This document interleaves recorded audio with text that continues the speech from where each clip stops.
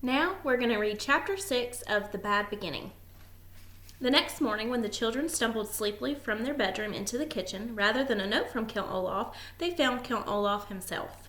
"Good morning, orphans," he said. "I have your oatmeal all ready in bowls for you." The children took seats at the kitchen table and stared nervously into their oatmeal.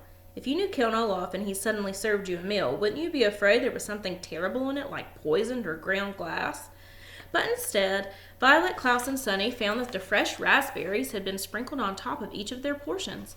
The Baudelaire orphans hadn't had raspberries since their parents died, although they were extremely fond of them.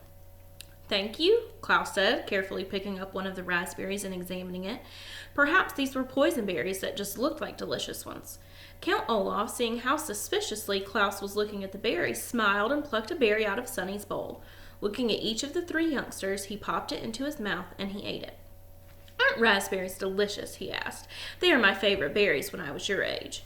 Violet tried to picture Count Olaf as a youngster, but couldn't. His shiny eyes, bony hands, and shadowy smile all seemed to be things only adults possessed. Despite her fear of him, however, she took her spoon in her right hand and began to eat her oatmeal. Count Olaf had eaten some, so it probably wasn't poisonous, and anyway, she was very hungry. Klaus began to eat too, as did Sunny, who got oatmeal and raspberries all over her face. "I received a phone call yesterday," Count Olaf said, "from Mr. Poe. He told me you children had been to see him." The children exchanged glances. They had hoped their visit would be taken in confidence, a phrase here which means kept a secret between Mr. Poe and themselves and not blabbed to Count Olaf. "Mr. Poe told me," Count Olaf said, "that you appear to be having some difficulties adjusting to the life I have so graciously provided for you. I'm very sorry to hear that." The children looked at Count Olaf. His face was very serious, as if he were very sorry to hear that, but his eyes were shiny and bright, the way they were when someone was telling a joke.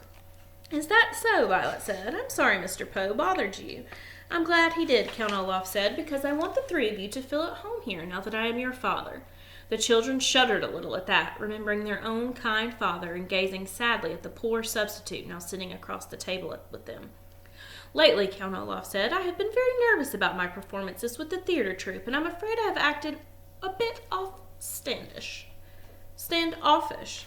The word standoffish is a wonderful one, but it does not describe Count Olaf's behavior towards the children.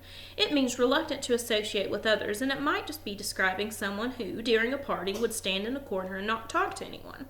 It would not describe somebody who provides one bed for 3 people to sleep in, forces them to do horrible chores, and strikes them across the face. There are many words for people like that, but standoffish is not one of them. Klaus knew the word standoffish and almost laughed out loud at Olaf's incorrect use of it, but his face still had a bruise on it, so Klaus remained silent. "Therefore, to make you feel a little more at home here, I would like to have you participate in my next play. Perhaps if you took part in the work I do, you would be less likely to run off complaining to Mr. Poe." "In what way will we participate?" Violet asked. She was thinking of all the chores they already did for Count Olaf, and she was not in the mood to do more. "Well," Count Olaf said, his eyes shining brightly, "the play is called The Marvelous Marriage, and it is written by the great playwright Alf Funkut. We have to give only one performance on this Friday night. It is about a man who is very brave and intelligent, played by me.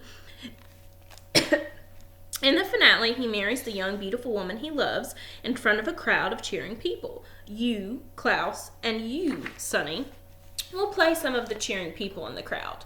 "But we're shorter than most adults," Klaus said. "Won't that look strange to the audience?" "You will be playing 2 midgets who attend the wedding," Olaf said patiently. "And what will I do?" Violet asked. "I am very handy with tools, so I could perhaps build the set." "Build the set? Heavens no," Count Olaf said. "A pretty girl like you shouldn't be working backstage." "But I'd like to," Violet said. Count Olaf's one eyebrow raised slightly, and the Baudelaire orphans recognized this sign of his anger. But then the eyebrow went down again as he forced himself to remain calm. "But I have such an important role for you on stage," he said. "You are going to play the young woman I marry." Violet felt her oatmeal and raspberries shift around in her stomach as if she had just caught the flu.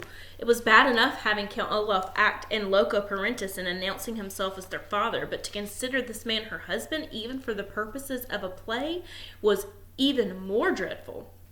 "It is a very important role," he continued, his mouth curling up into an unconvincing smile, "although you have no lines other than I do, which you will say when Justice Strauss asks you if you will have me." Justice Strauss, Violet said. What does she have to do with it? She has agreed to play the part of the judge, Count Olaf said. Behind him, one of his eyes, painted on the kitchen walls, closely watched over each of the Baudelaire children.